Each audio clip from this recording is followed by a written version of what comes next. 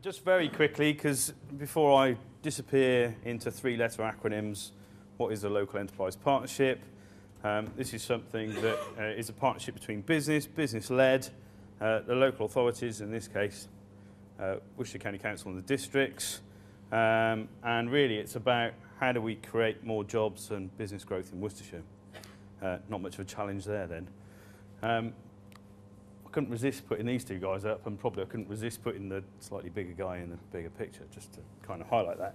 It all came about from a letter on the 26th of June, where they, effectively the coalition said, 26th of June 2010, effectively the coalition said, actually that's the end of RDAs, it's the end of Advantage West Midland, Business Link and all those kind of things. Some were saying, thank God for that. Others were saying, well, actually here comes the challenge. And it was a two-page letter. Some of you came to our conference back in February would recognise this, where somebody from the audience, where they got the sort of national LEPs together, said, oh, is there any guidance for how you'd like these things to happen? Eric Pickles said, did you get the 365-page guidance? No, came the answer back. Good, because there isn't any. And I think that kind of reflects really where we are in terms of it's about how we create this, and what we're not going to create is a large hierarchy. The issues and priorities for the LEP, well, there are thousands in terms of what things that could be done. How do we do this? How do we get schools, business together? Access to finance? How do we lobby for a fairer fuel duty? How do we do all this? One of the things I would say is that we're probably, in terms of the LEP, we're certainly not going to start to build things and try and create this big hierarchy. It is actually about how do we get the things that are already on the ground in Worcestershire actually working better and more successful? So things like Destination Worcestershire that's with the Chamber, the LEP's not going to recreate a tourism partnership and look to do what are we going to do on tourism. On the other side of that, we're also not going to take over planning, despite probably what the local authorities thought early on. And then, so we're equally, we are looking at things like enterprise. Well, that does some good work. Let's see if we can promote that through the schools. I think the area when we get into access to finance and how we promote the county, not just tourism, but as a whole, then I think this is where the local enterprise partnership can start to add some value, and actually where we need business and you guys to actually help us with some of those solutions. Key challenges, we've kind of gone over the unemployment rate, but if we look at it in kind of hard facts, 4.1%, well, doesn't sound too bad actually. But then when you get into actually 18 to 24-year-olds, actually we're up to 8% of those. And in our worst wards, and we all kind of roughly know where they are, we're up to nearly just under 20%, because those figures are probably January, and actually they've gone up a bit again in terms of unemployment levels. So there's some massive challenges for there. Poorly played. That thing about the ageing population, the budget's now taxing them. But also for Worcestershire, that is the sort of 25-year scenario, is that actually our working population is starting to drop. So actually, we've got to focus on the economy, we've got to focus on business, and we've got to focus on growth. I would also, one of the things since coming into this role from my sort of chamber role, where I was probably more in Herefordshire than I was in Worcestershire, is Worcestershire has some great advantages, but there's this culture of contentment to some extent, of, well, we're all right here, we don't want to change too much. Change is difficult, painful, and actually this is where the business community particularly is going to challenge the public sector. Oh, moving too fast. Coming back to, actually, it's then a fantastic opportunity and has some massive advantages that we need to build on. So, yes, the motorways, the geographic location, I think allows us to kind of pick in the fields, package, and then be on supermarket shelves anywhere in the country same day. Well, there aren't many places. We can talk about Kent and its kind of brand of the Garden of England. Yeah, but you're not going to get to Carlisle. So we need to start to use some of those advantages and build on some of the history and the heritage that we've got in Worcestershire to actually take that. If we look at our workforce, actually, if we look at the independent and the public sector, there are always schools that we can identify that aren't doing so great, but actually our background and our record here is very good. So actually, we're producing the young people. We now need to use them and harness their talents. So the role of the LEP is really about how do we maximise investment. Particularly, we're looking at how do we maximise investment for existing businesses and encourage them in the current kind of macroeconomic environment and kind of that lack of confidence to actually continue and invest. And this comes back down to actually, quietly, a lot of businesses are doing okay, and actually they have got plans to invest. It's about how do we bring those forward. New businesses looking to relocate, so there's a bit about how do we promote actually those sites and how do we encourage businesses in. And clearly, yes, we are looking at how do we get the planners to respond in a red carpet way. And there are some shifts. National policy and that national frameworks started a debate, but the other thing I would say is a lot of the district councils have started to actually lift their eyes in terms of, okay, we charge for pre-planning fees, perhaps when it's got a LEP approval and actually creates jobs and growth, then perhaps there's a way of waiving those fees. So there are some moves that are starting to happen. Obviously, businesses starting up, we're not going to recreate a startup program, but where support and they're available, particularly say through local professionals, we're looking at how do we encourage that, how do we create that structure. An ongoing role is to deliver businesses, sort of directly for government. Although probably this is the picture of the LEP in terms of money, in terms of RDAs, I think the RDA had a huge budget. The LEP's got hardly any money. So, but actually that gives us an opportunity, i.e. instead of people perhaps knocking on my door thinking, well, actually, give me some grant money, we're actually now into, well, how do you work with us and how do we coordinate, cooperate better? And then actually what we are starting to see, hopefully this will go in this, I'll skip this on, is there are starting to be pots of money in terms of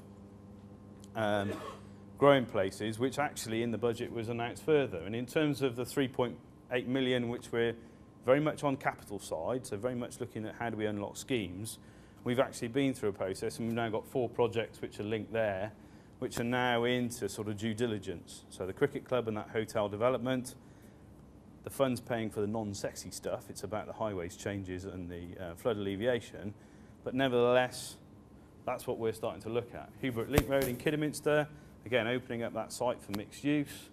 University Park, which to most of us would be Grove Farm, and actually starting to kickstart some of that. And Spring Hill is actually a very small amount of money that actually starts to them to invest in anaerobic digestion, but what they're looking at is a pilot that then starts to move that scheme on, and they're looking at further investments in the county. The Growing Places Fund is a loan fund. If it's a private sector scheme, it is likely to be charged an interest rate of market rate, so it's not a grant, but it's about unlocking those schemes. It's about saying, well, can we identify those schemes or those companies that are looking to invest, whether from internal, external, and how do we change some of that? Now, we actually probably got an allocation of about another 2 million into that fund. So again, we're looking for projects.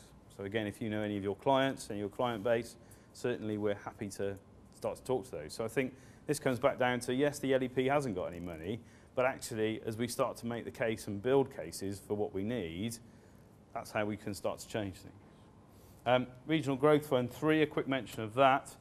We've got a workshop on the 4th of April. If you're interested, catch my card. The Regional Growth Fund is where it's a minimum of $1 million.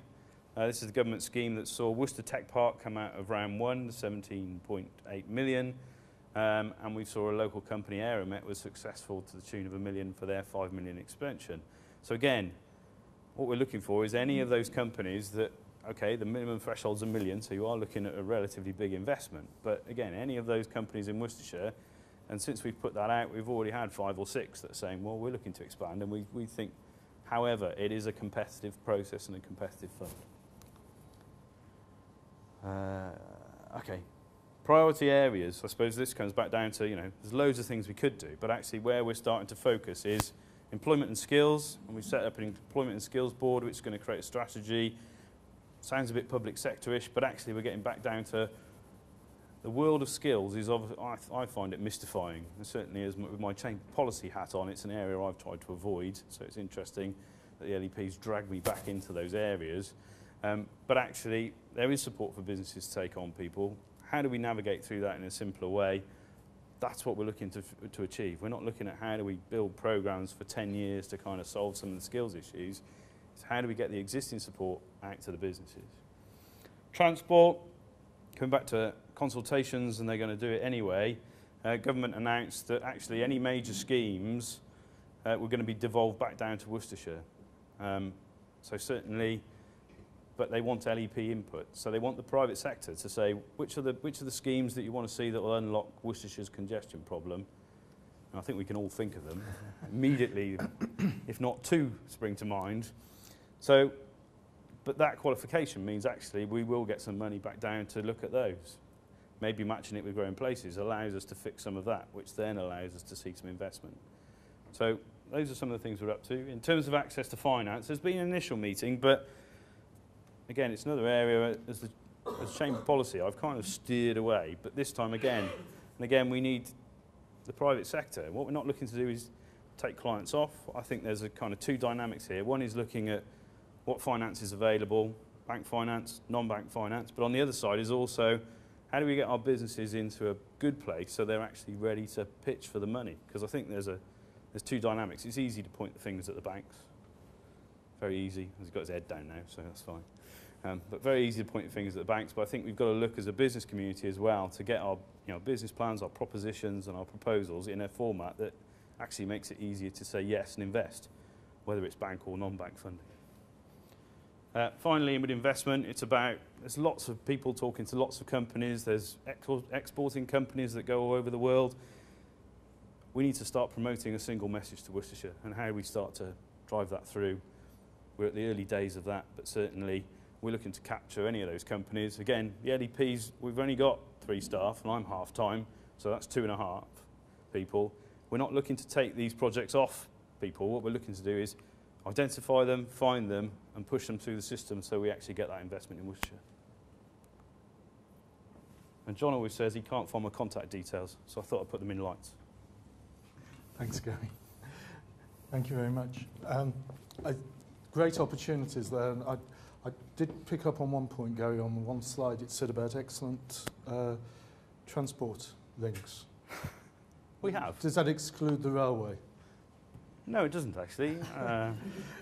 Like us all, if I mention Worcester Parkway, half the audience will go, oh God. But actually, no, we need to see that. We need to make that happen.